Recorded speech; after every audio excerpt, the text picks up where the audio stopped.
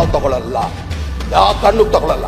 ಲಿಂಗಾಯಿತು ಅದು ಮಸೀದಿ ಕಟ್ಬಿಟ್ಟವ್ರು ಅಂತ ನೀವುಗಳು ಕ್ಲೈಮ್ ಮಾಡ್ತೀರ, ನಾವು ಮಾಡಕ್ ಹೋಗಲ್ಲ. ಫಸ್ಟ್ ಆಗಿ ಹೇಳ್ತಾ ಇದ್ದೀನಿ, ನಾನು ಮಂತ್ರಿಯಾಗಿ ಫಸ್ಟ್ ಆಗಿ ಹೇಳ್ತಾ ಇದ್ದೀನಿ, ಹಂಗೆ ದೇವಸ್ಥಾನ ಏನಾರ ಒಬ್ಬ ಜಾಗದಲ್ಲಿ ಕಟ್ಟಿದ್ರು ನಾವು ಅದಕ್ಕೆ ಮುಟ್ಟಕ್ಕೆ ಹೋಗಲ್ಲ, ಮುಟ್ಲಿಕ್ಕೆ ಬಿಡಲ್ಲ, ಮುಟ್ಟಕ್ಕೆ ಹೋಗಲ್ಲ, ನಾವು ಬಿಡಲ್ಲ ರೀ. ನೀವೇನ್ ಮಾಡೋದು? ನಾವು ಬಿಡಲ್ಲ, ನಾವು ಬಿಡಲ್ಲ ರೀ. ಆಸ್ಕೆ ಮಾಡಕ್ಕೆ ಭಾಷಣ ಮಾಡಬೇಡಿ. ಹೆಚ್ಚಿನ ನೋಟಿಸ್ ಯಾರ ಕಾಲದಲ್ಲಿ ಹೋಗಿರೋದು? ಬಿಜೆಪಿ ಕಾಲದಲ್ಲಿ ಇರ್ತಾನೆ. ನಾನು ಪದ್ಧತಿ ಶುರು ಮಾಡ್ಬಾರ್ದು, ನಾನು ಶುರು ಮಾಡಿದ ಪದ್ಧತಿನ ನನ್ನ ಸಮಯ ತಾವು ಹೇಳ್ಬೇಕಾಗ್ತದೆ. ನಾನು ಪದ್ಧತಿ ಮಾಡಿದ ಆವತ್ತಿಂದ ಬರ್ತಾ ಇರೋದು.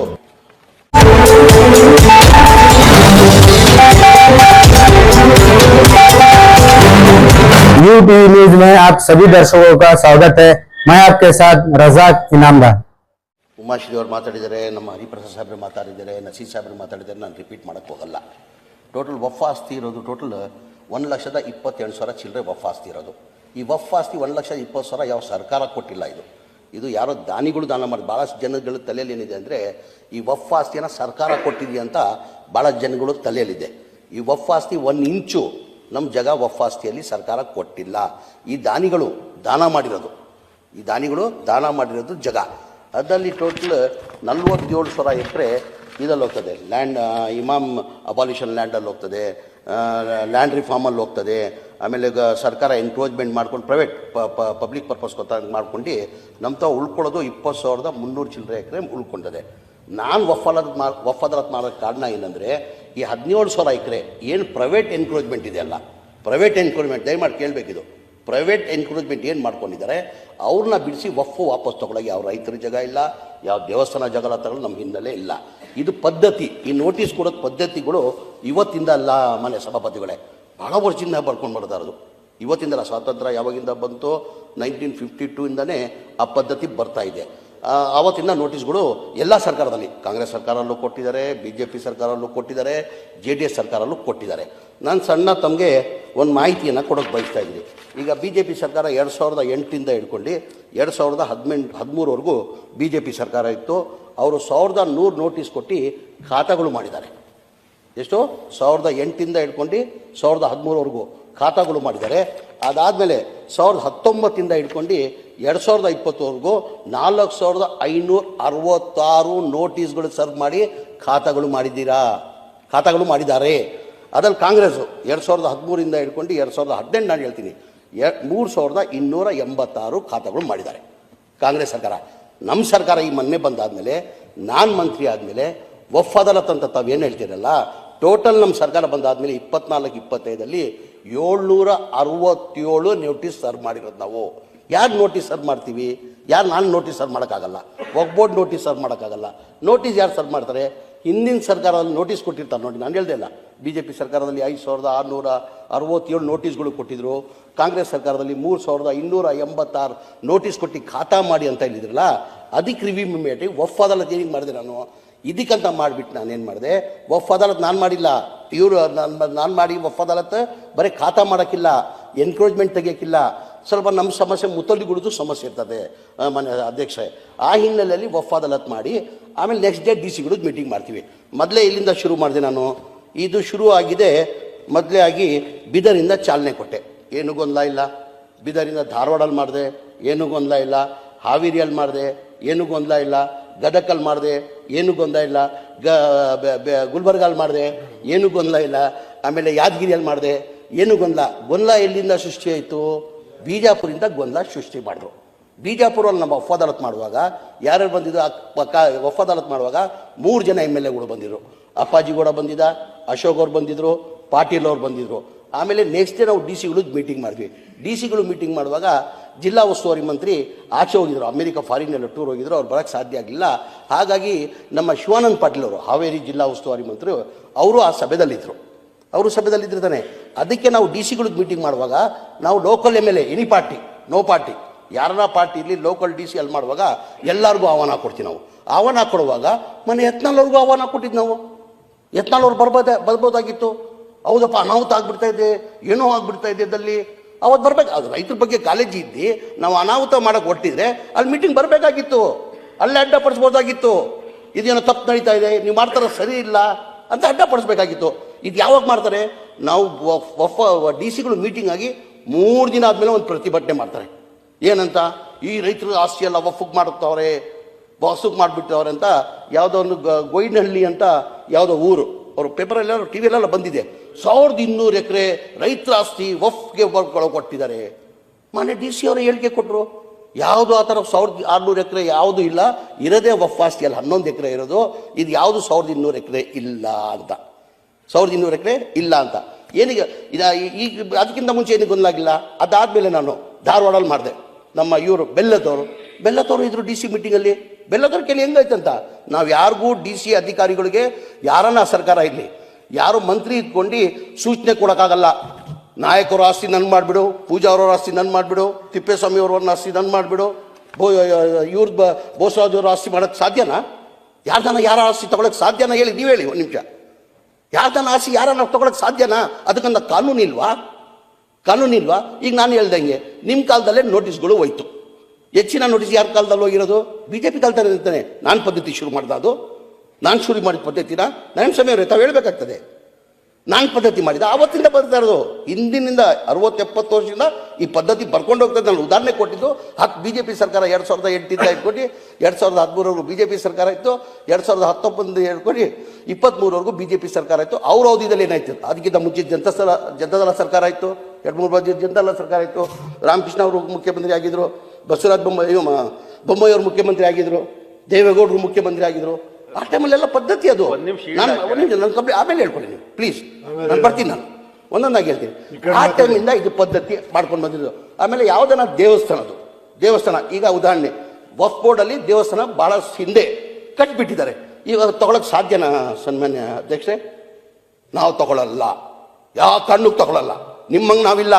ಎಲ್ಲೋ ಮಸೀದಿ ಯಾವುದೋ ಹಿಂದಿದ್ದು 200 ವರ್ಷದಲ್ಲಿ ಅದು ಹಿಂದೂರು ಶಿವಲಿಂಗ ಇತ್ತು, ಅದು ಮಸೀದಿ ಕಟ್ಬಿಟ್ಟವ್ರು ಅಂತ ನೀವುಗಳು ಕ್ಲೈಮ್ ಮಾಡ್ತೀರ. ನಾವು ಮಾಡಕ್ ಹೋಗಲ್ಲ. ಫಸ್ಟ್ ಆಗಿ ಹೇಳ್ತಾ ಇದ್ದೀನಿ, ನಾನು ಮಂತ್ರಿಯಾಗಿ ಫಸ್ಟ್ ಆಗಿ ಹೇಳ್ತಾ ಇದ್ದೀನಿ. ಹಂಗೆ ದೇವಸ್ಥಾನ ಏನಾರ ಹೋಗಿ ಜಾಗದಲ್ಲಿ ಕಟ್ಟಿದ್ರು ನಾವು ಅದಕ್ಕೆ ಮುಟ್ಟಕ್ ಹೋಗಲ್ಲ, ಮುಟ್ಟಕ್ ಹೋಗಲ್ಲ. ನಾವು ಬಿಡಲ್ಲ ರೀ. ನೀವೇನ್ ಮಾಡೋದು? ನಾವು ಬಿಡಲ್ಲ ರೀ. ಆಸ್ಕೆ ಮಾಡಕ್ಕೆ ಭಾಷಣ ಮಾಡಬೇಡಿ, ಬೈ ಹಾಟ್ ಮಾಡ್ರಿ. ಏನಾರು ಮಾಡಂಗಿದ್ರೆ 2000 ನಾವು ಯಾವುದು ಆ ತರ ಮುಟ್ಟಕ್ ಹೋಗಲ್ಲ. ಇನ್ನೊಂದು ಏನ್ ಮಾಡ್ತಾರೆ, ರೈತರು ಜಾಗ ತಗೊಂಡ್ಬಿಡ್ತವ್ರೆ, ರೈತರು ಜಾಗ ಕಬ್ಜಾ ಮಾಡ್ಬಿಡ್ತವ್ರೆ. ರೈತರು ಅನ್ನ ಕೊಡ್ತಾರೆ, ಅನ್ನದಾತರು ಅವ್ರು ತೊಂದರೆ ಕೊಡೋದು ನಾವ ಕಾಂಗ್ರೆಸ್ ಪಕ್ಷನ? ಯಾವ ಕಾರಣಕ್ಕೂ ಇಲ್ಲ. ನಾವು ಲೀಗಲ್ ಕೊಡಿ. ನೀವು ಹೇಳ್ತಾ ಇದ್ದೀರಾ 21,000 ಅಂತ ಮನೆ ಅಧ್ಯಕ್ಷರಿಗೆ ಪತ್ರ ಬರೆದಿದ್ದಾರೆ. ತಾವು 21,000 ಎಕರೆ ವಕ್ಫ್ ಬೋರ್ಡ್ ಅವ್ರು ತಗೊಂಡಿದ್ದಾರಂತ. ಅದೇ ಸ್ವಾಮಿ ದಾಖಲೆ ಕೊಡಿ ಸ್ವಾಮಿ. ನಾನಿದ್ದೀನಿಲ್ಲ ಮಂತ್ರಿ, ನಾನು ಇಲ್ಲೇದಿನಿಲ್ಲ. ಒಂದು ಉದಾಹರಣೆ ತೋರಿಸಿ ನನಗೆ. ಯಾವುದನ್ನ ರೈತರ ಜಾಗ ತಗೊಂಡಿರೋದು ಒಂದು ಉದಾಹರಣೆ ದಾಖಲೆ ಸಮೇತ ಕೊಡಿ. ಇಂಥವ್ರು ಇತ್ತು, ಇಂಥವ್ರಾಯಿತು. ಆಮೇಲೆ ಇವ್ರು ಹೇಳಿದ್ರು, ಪೂಜಾ ಅವರವರು ಭಾಳ ಚೆನ್ನಾಗಿ ಮಾತು ಹೇಳಿದ್ರು. ಯಾವುದೋ 809 ನಗರ ಯಾವ ಗ್ರಾಮದಲ್ಲಿ ಯಾವುದೋ ಗ್ರಾಮದಲ್ಲಿ 828 ಎಕರೆನೋ ವಫ್ ಅಂತ ಎಲ್ಲೋ ಬರ್ತಾ ಇದೆ ಅಂತ. ಆಯಿತು, ವಫ್ ಅಂತ ಬರ್ತಾ ಇದೆ ಅಂತ. ಯಾವಾಗ ಆಗಿದ್ದು? ನನ್ನ ಕಾಲದಲ್ಲಿ ಆಯ್ತಾ? ಮತ್ತೆ ನೋಡ್ಕೊಳ್ಳಿ, ಚೆಕ್ ಮಾಡಿ. ಅದು ಒಂದು ನಿಮಿಷ ಪೂಜಾರ್ ಸರ್ ಒಂದು ನಿಮಿಷ ಚೆಕ್ ಮಾಡ್ಕೊಳ್ಬೇಕು. ಹೇಳಿದ್ರಲ್ಲ, ಈಗ ನಮ್ಮ ಅವಧಿಯಲ್ಲಿ ನಾನು ವಫಾದರ್ ಆತದ ಮೇಲೆ ಆಯ್ತಾ? ಹಿಂದೆಯಿಂದ ಮಾಡ್ಕೊಂಡು ಬರ್ತಾರೆ ಸಭೆ. ನಾನು ಹೇಳಿಲ್ವಾ 1,28,000 ಚಿಲ್ಲರೆ ಜಾಗ ವಫ್ ಆಸ್ತಿ ದಾನಿಗಳು ದಾನ ಮಾಡಿರೋದು, ಅದಲ್ಲಿ ಉಳ್ಕೊಂಡಿರೋದೆ 20,000 ಎಕರೆ. ನಾನಿದು ವಫ್ ಅದಾಲತ್ ಮಾಡಿಬಿಟ್ಟು ಈ ಪ್ರೈವೇಟ್ ಎನ್ಕ್ರೋಚ್ಮೆಂಟ್ ಯಾರಿದಾರಲ್ಲ ಅವ್ರನ್ನ ತೆಗೆಯಕ್ಕೆ ಹೊರಟಿದ್ದು. ನಾನು ಯಾವ ರೈತರ ತೊಂದರೆ ಕೊಡೋಕ್ಕಿಲ್ಲ, ಯಾವ ದೇವಸ್ಥಾನನೂ ಮುಟ್ಟಂಗಿಲ್ಲ. ನಾವು ದಯಮಾಡಿ ನೀವು ಅರ್ಥ ಮಾಡ್ಕೊಳ್ಬೇಕು. ಅದ್ರ ಜೊತೆ ತಿಪ್ಪೇಸ್ವಾಮಿಯವರು ಭಾಳ ಇನ್ನೊಂದು ಚೆನ್ನಾಗಿ ಒಳ್ಳೆ ಮಾತನಾಡಿದ್ರು. ಕಾಂಪ್ಲೆಕ್ಸ್ಗಳು ಕಟ್ಬಿಟ್ಟವ್ರೆ. ಅದೇ ಇದು ವಫ್ ಆಸ್ತಿ ಎನ್ಕ್ರೋಚ್ಮೆಂಟ್ ಇದೆಯಲ್ಲ, 17,000 ಎಕರೆ ಏನು ವಫ್ ಪ್ರಾಪರ್ಟಿ ಎನ್ಕ್ರೋಚ್ಮೆಂಟ್ ಇದೆ ಅಂತ ಹೇಳ್ದಲ್ಲ, ಅದಲ್ಲಿರೋದು ವಫರ್ಸ್ ಮುಸ್ಲಿಮೇ 95%. ಅಧ್ಯಕ್ಷರೇ 95% ಇರೋದು ಎನ್ಕ್ರೋಚ್ಮೆಂಟ್ ಇರೋದು ಮುಸಲ್ಮಾನ್ದೇ. ವಫ್ ಬೋರ್ಡ್ ವರ್ಸ್ ಮುಸ್ಲಿಂ ಎಲ್ಲೋ ಒಂದು 5% ಇಲ್ಲ ಅಂತೀನಿ ನಾನು. 5% ಇಲ್ಲ, ಬಹಳ ಸಣ್ಣ ಇದಲ್ಲಿದೆ. ಡಿಸ್ಪ್ಯೂಟ್ ಇರೋದು ವಫ್ ವರ್ಸ್ ಮುಸಲ್ಮಾನ್. ಕಟ್ಬಿಟ್ಟವ್ರೆ. ಈಗ ಆಸ್ತಿ ದಾನಿಗಳು ಏನು ದಾನ ಮಾಡ್ತಾರೆ? ಅವ್ರ ಮಕ್ಕಳು ಇಲ್ವಾ? ಅವ್ರ ಹೆಂಡತಿ ಮಕ್ಕಳು ಇಲ್ವಾ? ಅವ್ರ ಕಡೆ ಸಂಬಂಧ ರಿಲೇಷನ್ಗಳು ಇಲ್ವಾ? ಅದು ಬಿಟ್ಟು ಏನು ದಾನ ಮಾಡ್ತಾರೆ? ಸಮಾಜಕ್ಕೆ ಒಳ್ಳೇದಾಗಲಿ ಅಂತ ದಾನ ಮಾಡಿದರು. ಅವ್ರ ಕುಟುಂಬದಲ್ಲಿ ಯಾರು ದಾನ ಕೊಡ್ಕೊಂಡು ಬರ್ತಾರೆ? ಅವ್ರ ಹೆಂಡತಿ ಕಡೆಯವ್ರು ಇರ್ತಾರೆ, ತಂದೆಯವ್ರ ಕಡೆಯವ್ರು ಇರ್ತಾರೆ, ತಾಯಿ ಕಡೆಯವ್ರು ಇರ್ತಾರೆ. ಅದು ಬಿಟ್ಟು ಏನಕ್ಕೆ ದಾನ ಮಾಡ್ತಾರೆ? ಸಮಾಜಕ್ಕೆ ಒಳ್ಳೇದಾಗಲಿ ಅಂತ ಮಾಡಿದ್ರೆ. ಈಗ ಮುಜರಾಯದಲ್ಲಿ ಮುಜರಾದಲ್ಲಿ ಎಷ್ಟು ಎಕರೆ ಇದೆ? 36,000. ಎನ್ಕ್ರೋಚ್ಮೆಂಟ್ ಎಷ್ಟಾಗಿದೆ ಮಾಹಿತಿ ಇದೆಯಾ ತಮ್ಮ ಯಾರ್ಗನ? ಇಷ್ಟೆಲ್ಲ ಮಾತಾಡ್ತಿರಲ್ಲ. ಮುಜರಾದಲ್ಲಿ ಎನ್ಕ್ರೋಚ್ಮೆಂಟ್ ಆಗಿರೋದು ಮಾಹಿತಿ ಇದೆಯಾ? 840 ಎಕರೆ ಚಿಲ್ಲರೆ ಎನ್ಕ್ರೋಚ್ಮೆಂಟ್ ಆಗಿದೆ ಮುಜರಾದಲ್ಲೂ. ಮುಜರೆ ಅಂದ್ರೇನು? ದೇವರ ಆಸ್ತಿ ಅಂತೀವಿ. ವಫ್ ಅಂದ್ರೆ ಏನು ಆಸ್ತಿ? ಅದು ದೇವರಂದ್ರೆ ನಾವು ಅಲ್ಲ ಅಂತೀವಿ. ಯಾರ ಆಸ್ತಿ ಅದು? ಮುಜರಾಗ ಏನಂತೀವಿ ನಾವು? ದೇವರ ಆಸ್ತಿ ಅಂತೀವಲ್ಲ. ದಾನ ಮಾಡಿ, ಅದು ದಾನ ಮಾಡಿರೋ ದಾನಿಗಳು. ಮುಜರೆ ಅಂದರೆ ದೇವರ ಆಸ್ತಿ ಅಂತೀವಿ, ನಾವು ಅಲ್ಲನ್ನ ಆಸ್ತಿ ಅಂತೀವಿ. ಎರಡೂ ಒಂದೇ ತಾನೆ. ಈ ಥರ ದಾನಿಗಳು ದಾನ ಮಾಡಿರೋದು. ಆ ಹಿನ್ನೆಲೆಯಲ್ಲಿ ನಾನು ವಫ್ ಅದಾಲತ್ ಮಾಡಿರೋದು, ಅದು ಬಿಟ್ಟು ಬೇರೆ ನಾನು ಇದ್ದಿಲ್ಲ. ಆಮೇಲೆ ನಿಮ್ಮ ಕಾಲದಲ್ಲಿ ಹೇಳಿದ್ದೀನಿ ನಾನು. ಅದಾದಮೇಲೆ ಸನ್ಮಾನ್ಯ ಅಧ್ಯಕ್ಷರೇ, ಆಯ್ತಪ್ಪ ಇಷ್ಟೆಲ್ಲ ಮಾತಾಡ್ತಾರಲ್ಲ ಇವರು. ನೋಟಿಸ್ಗಳು 4/1/2010 ಇವ್ರು ಹೇಳಿ, ಉಮಾಶ್ರೀ ಹೇಳಿದ್ರೆ ರಿಪೀಟ್ ಮಾಡೋಕ್ಕೆ ಹೋಗಲ್ಲ. ಏನಂತ ತಿರ್ಗಾ ನಾನು ರಿಪೀಟ್ ಮಾಡೋಕ್ಕೆ ಹೋಗಲ್ಲ. ಅದು ಅದಾದಮೇಲೆ total 8 notice B J P ಸರ್ಕಾರದಲ್ಲಿ. ಬಿ ಜೆ ಪಿ ಅವಧಿಯಲ್ಲಿ 4 ವರ್ಷದಲ್ಲಿ 6 ನೋಟಿಸ್ಗಳು ಕೊಡ್ತಾರೆ. ಏನೇನು? ಅದು ಒಂದು 2010 ಉಮಾಶ್ರೀ ಅವರು ಹೇಳೋ ಅದ್ರ ಬಗ್ಗೆ ಹೇಳಲ್ಲ. 29/5/2010 ಸರ್ಕಾರದಿಂದ ಆದೇಶ ಕಾಪಿ ಇದೆ. ನಾನು ಬಾಯಿ ಮಾತು ಹೇಳ್ತಾರೆ, ಬರ್ಕೊಂಡು ಹೇಳ್ತಾ ಇಲ್ಲ. ಇದು ಕೊಡ್ತೀನಿ ಎಲ್ಲ. ರಿಪ್ಲೈ ಮಾಡುವಾಗ ಮನೆ ಕೃಷ್ಣ ಬೇಡಗಳು ರಿಪ್ಲೈ ಮಾಡ್ತಾರೆ, ಎಲ್ಲರಿಗೂ ಒಂದು ಕಾಪಿನೂ ಕೊಡ್ತೀನಿ ನಾನು. ಬರೀ ಬಾಯಿ ಮಾತು ಹೇಳ್ತಾ ಇಲ್ಲ ನಾನು, ದಾಖಲೆ ಸಮೇತ ಹೇಳ್ತಾ ಇರೋದು. ದಾಖಲೆ ಸಮೇತ ನೋಡಿ, ಆದೇಶ ಕಾಪಿ ಇದೆ. 29/5/2010 ಸರ್ಕಾರದಿಂದ ಆದೇಶ ಮಾಡ್ತಾರೆ. ಏನಂತ? Direction issue to the chief secretaries, direction to the all DC SP AC take step for removal encroachment of Waqf property and make khata. ಏನು ಹೇಳ್ತೀರಿ ಸ್ವಾಮಿ? ನಾವೇನು ಮಾಡಿರೋದು? ನಾವು ಅದೇ ಹೇಳ್ರಿ ಸ್ವಾಮಿ, ಹೇಳ್ರಿ. ಆಯ್ತು, ಹೇಳ್ರಿ. ಯಾರು ಮಾಡಿರೋದು? ಸರ್ಕಾರ ಆದೇಶ ಯಾರು ಮಾಡಿರೋದು? ಆಯ್ತು. ಅದಾದ್ಮೇಲೆ ತಿರ್ಗಾ 2/4/2011 2/4/2011 ಇನ್ನೊಂದು ಸರ್ಕಾರದಿಂದ ಆದೇಶ ಹೊರಡಿಸ್ತಾರೆ. Notice issue by regional commissioner Gulbarga division, direction to Gulbarga DC to tahsildar, ಎಲ್ಲ ವಫ್ ಪ್ರಾಪರ್ಟೀಸ್ ಪ್ರೊಟೆಕ್ಷನ್ ಕೊಡಬೇಕು, ಖಾತಾಗಳು ಮಾಡ್ಬೇಕಂತ ಆದೇಶ ಮಾಡ್ತಾರೆ. ಪದ್ಧತಿ ನಾನು ಹೇಳ್ತಾ ಇರೋದು. ಕೂತ್ಕೊಳ್ಳಪ್ಪ, ನೀವು ಮಾತಾಡುವಾಗ ಮಾತಾಡಿ. ಮಾತಾಡಿ.